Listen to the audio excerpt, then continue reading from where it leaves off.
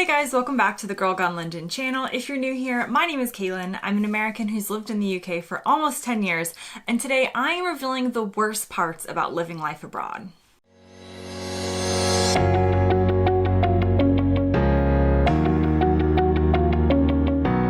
Okay, so in this video, I am talking about the downsides of living life in another country, and I'm not talking about the downsides of living life in the UK. I'm talking specifically about the experience and what it's like for anybody who is living life abroad, because a lot of times people get swept up in the kind of romanticized version, and that is all really good, and there are lots of good things about living life abroad, but there are some things to consider that are downsides, particularly if you are considering becoming an expat somewhere, that I felt like I should be honest about.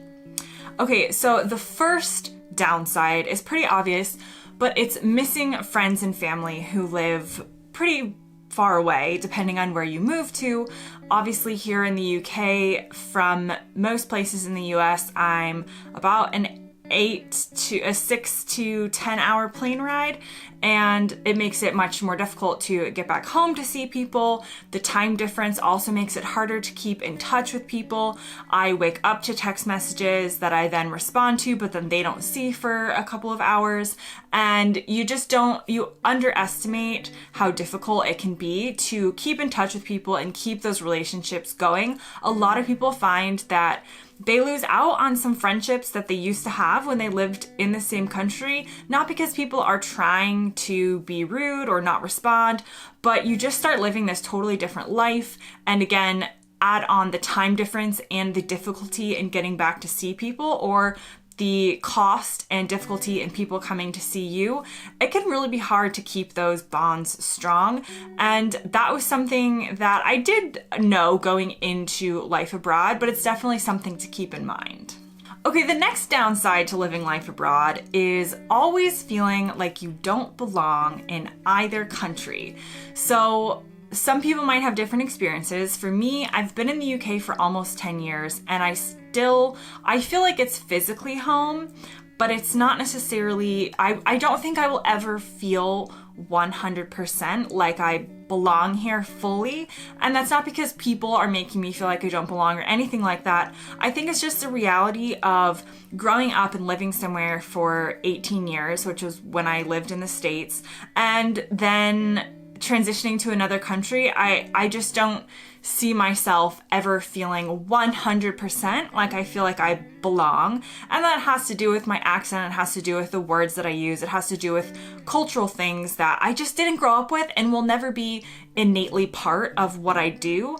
And on the flip side, you also end up feeling like you don't belong in your home country. If you have lived even for up to a year outside of your home country, you can come back and have what they call reverse culture shock and also feel like you don't belong there. So I've heard people say, I feel too British for America and too American for Britain. Insert whatever country you want to talk about here. And a lot of expats really struggle with this idea of where is home? What does home mean? Where do I belong? And sometimes people end up feeling like they belong in both places or in every place. And sometimes people end up feeling like they don't really belong anywhere. I go back and forth. Like I said, I consider both places home, and whichever one I'm in feels like home at the time. And so that can be kind of confusing to think of both as home, but then to also feel like I don't quite belong in either. Okay, the next downside about life abroad that I definitely didn't give enough consideration to is what happens if there is an emergency or death in your family. So I have experienced 3 losses in my family now, which have happened, and I wasn't able to go back and be with that person. And for some of them, I was not able to go and attend the funeral or to go be with my family at that time. Obviously, there are companies that will give you, I think it's called here, it's like grief. It's not grief leave, but it's like some sort of time off if you've lost someone in your family. But, if you lose 3 people, within the span of a couple months, it becomes very difficult to keep flying back and forth. A lot of people don't have the money. It can be expensive, and you really have to plan your finances and your trips back to your home country far in advance, depending on how far you moved away. And it's not as easy as hopping on a plane and being somewhere within a couple of hours for most people. So if there is an emergency or something that you need to get back for, I knew that this would happen, but you don't like to think about it when you move abroad. I moved abroad almost 10 years ago, and I didn't start experiencing these losses in my family until this past year. So that was almost 9 years of not having to think about this or deal with it. But as soon as it did start happening and it did come up, it feels terrible. And it feels like you've made all the wrong decisions in moving abroad because you just wish that you were closer, or that you could go and be with your family or get home a lot quicker. The next downside has to do with feeling like you don't have a shared bond with people based on your cultural background.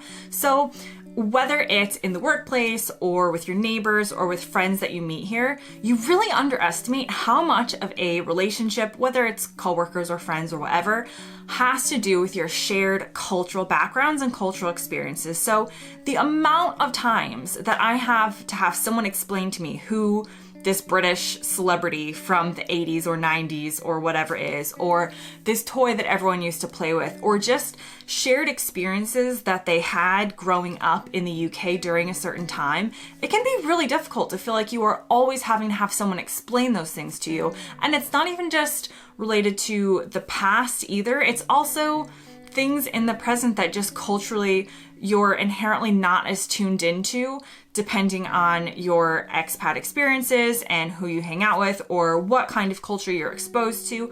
Obviously, if you are married to a Brit and you spend time with their British family and you only have British friends or you only have British coworkers, then maybe you would get more of that cultural experience. A lot of expats, maybe you've come with your partner from another country, or you work with a more diverse group of people. And so just in relating to Brits, sometimes feeling like you don't have that shared cultural experience, and often have to have people explain things to you. You just really underestimate how much that goes into creating a sort of friendship or relationship. And I say to my husband, trying to explain this, like when I'm in the US and I'm talking to new US people, even if we didn't grow up in the same exact area, if they're kind of about my age, I know there are certain things that I could mention just like as a throwback reference or as a reference to something cultural. And chances are they'll know what I'm talking about, and not just have heard about it, but they'll have experienced it as well.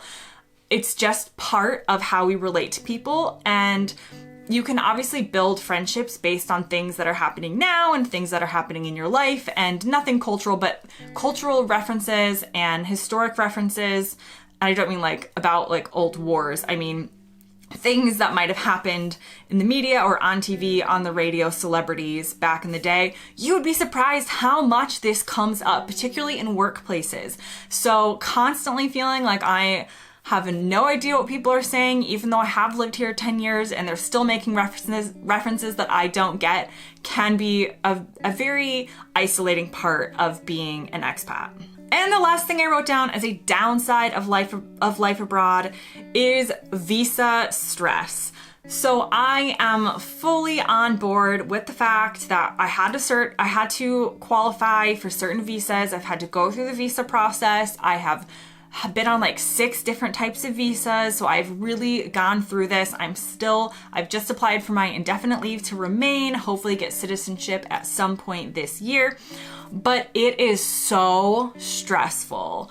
This also depends on the country that you're moving to. Different places have different rules or make it easier or harder, but I have definitely felt for the past at least 5+ years when I've been on stricter visas based on partner visas with my husband, you kind of just feel like your whole life is dictated by these visas. And by that, I mean, there are going to be financial requirements. Obviously, that makes sense, but there are also things that you don't necessarily think about. So a certain amount of days that you have to have been in the country for that visa to qualify for the next one. And when you apply for citizenship, they look back 3 to 5 years, depending on what kind of visas you've been on, to see if 3 or 5 years ago you were in the UK on that day, which is just completely arbitrary.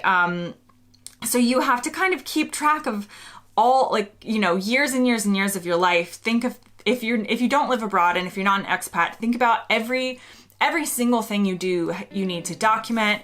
I need to remember 5 years ago, you know, exactly where I was on March 20th, you know, 2016 or whatever it is. It's stressful kind of living your life based around visas. And it's also stressful going through the applications. Have I included the right documents? You know, some of them are easier than others, but a lot of them really require you to fill out a lot of paperwork or go through a lot of different steps. And so that is definitely a downside of life abroad, a very necessary downside. I will not argue that it's not necessary.